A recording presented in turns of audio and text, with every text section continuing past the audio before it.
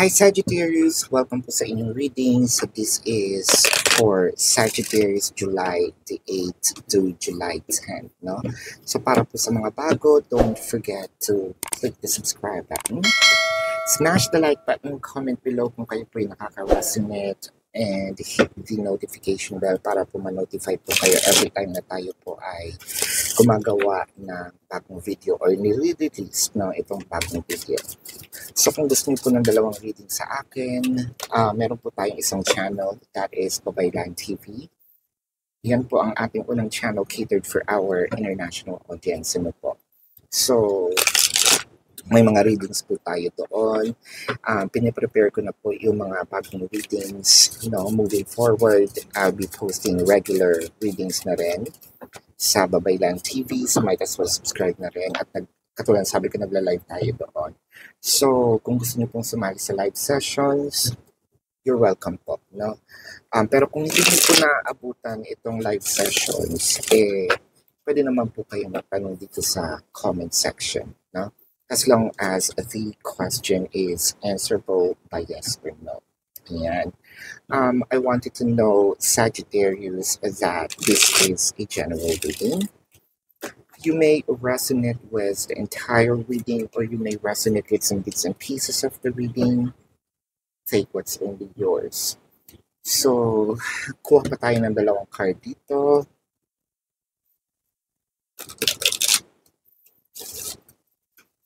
Para ma-read natin siya, no? Idleness behalf. Ayan. So, ang nakikita ko, Aries, chances are, parang pagbibigyan natin ng chance si person. Sagittarius rather. No, Sagittarius, bibigyan natin siya ng chance. Nakakita kasi ko ng fire sign, I'm sorry. Fire sign at saka yung by the book. So which means that's very fire sign energy. Anyway, and Sagittarius is also fire sign energy, alright. So, ang nakikita ko dito, no, Sagis, bibigyan niyo pa siya ng chance. I feel like itong si person is nawala, either ghosting, umalis, hindi nagpaalam. Ang masakit dito, bukod sa hindi mo alam, no, parang hindi rin siya mahagilap. So parang sa'yo, you actually told yourself na, I think that this is the time for me, no, to let this person go. No? There was a separation, whether it is physical or energetic. But I feel like it's a combination of both. No, physical, the person might be in a different city, state, county, country, different continent. Ayan. Energetic separations, hindi kayo nag-uusap, ganyan. I think what you are doing right now, if Sagis is sinabi mo, if this is what you want, ibibigay ko na lang sa'yo, no? If you want some silence, hindi ako maghahabol. No? Hindi rin ako tatawag. Hindi, no? Kumbaga, can I say I'm giving you the same treatment as how you're treating me?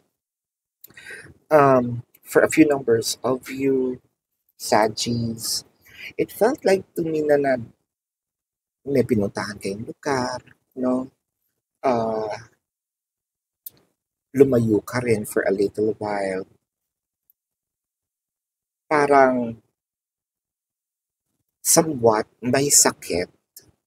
Pero this is also somewhat you're telling yourself that this is a celebration, no? Celebration kasi I have time for myself. I have time to heal, no? I have time to look at things and do things na hindi ko nagagawa nung may kasama ako. I feel like because of the experiences na you created for yourself, no? Parang mas nakita mo yung halaga ng sarili mo. Mas nakita mo na parang, ay, parang medyo okay naman ako, no? Aanihin ko naman ang isang relasyon kung stressed naman ako. Look at me now. Well, may mga gastos, oo, pero I'm having fun. It doesn't necessarily mean that out of town, out of the country, no? Pwede pumunta ka lang sa park, nagmuni-muni, kumain ng sa labas, no? Or sa tusok-tusok man yan. It doesn't matter. You have your time. Siyempre, may mga time na minsan mahirap matulog. That's actually given, no? Pero you're seeing more of I'm parang sabi mo dito nakakakita ko ng productivity, no? Kapag siguro ako lang mag-isa for now, no? Uh, Actually, si person dito, with the beehive in here, mas either siguro, no? Um, Bumalik tayo sa circulation ng friendships or humanap tayo ng organization, no? Na sabihin natin matatanggap tayo. We're being productive. Uh, the mending in here is probably more of your mending of your own heart, no? I feel like naki-fiesta nga tayo, no? Or naki-celebrate tayo ng birthday. If there is an event,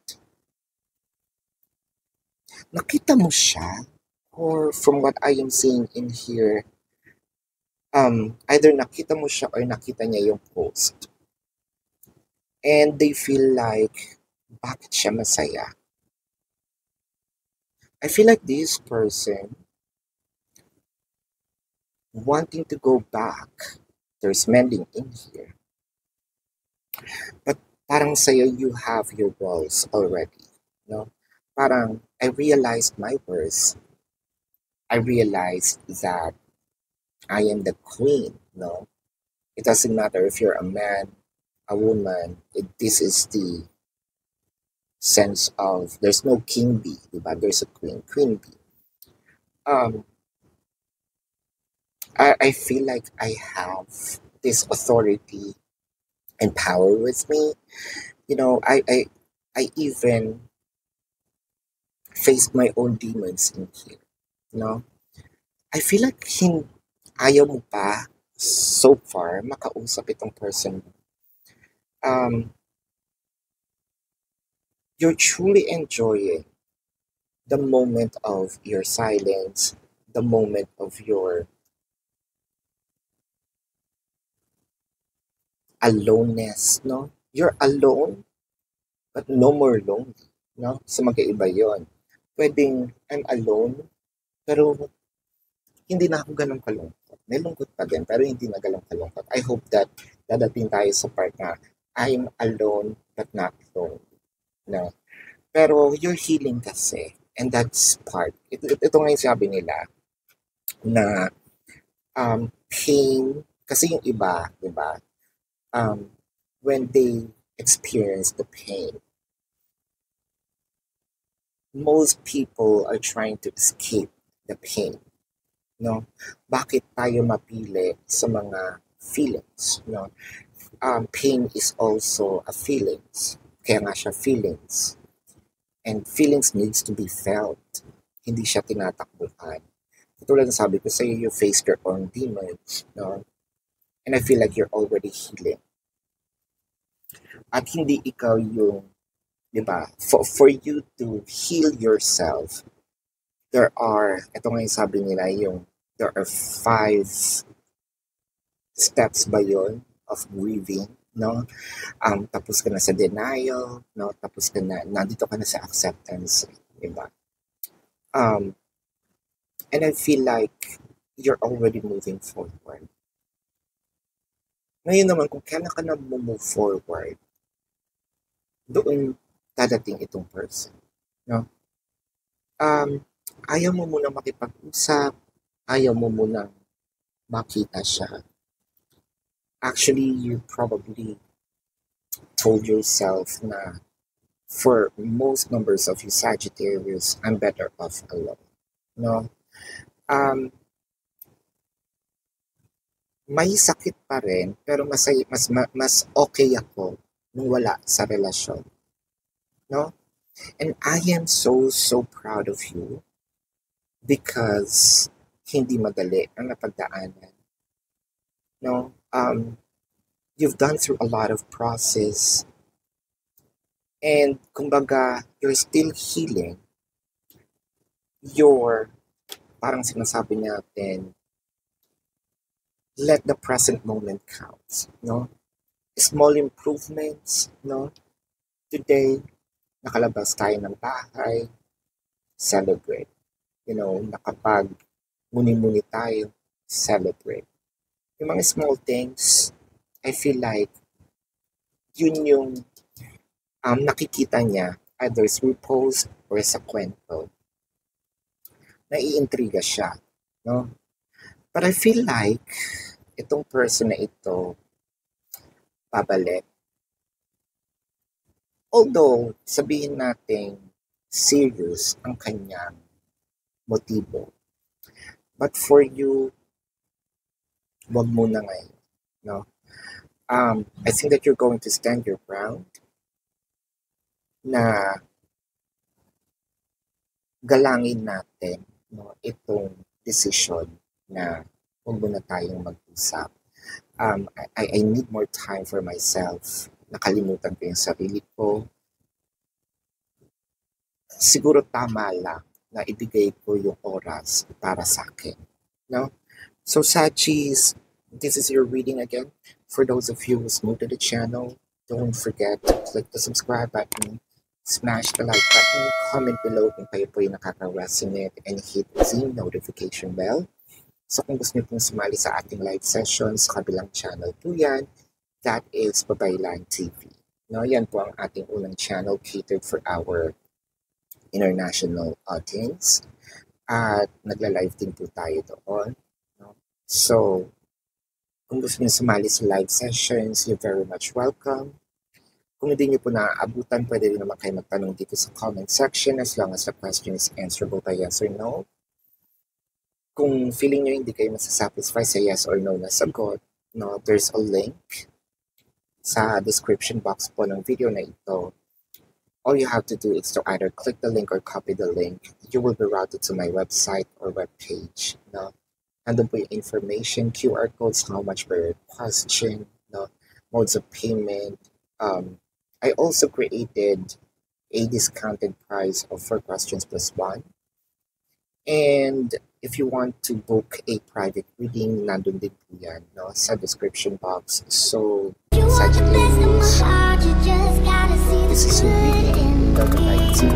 Namaste. See you sa susunod na reading. Goodbye.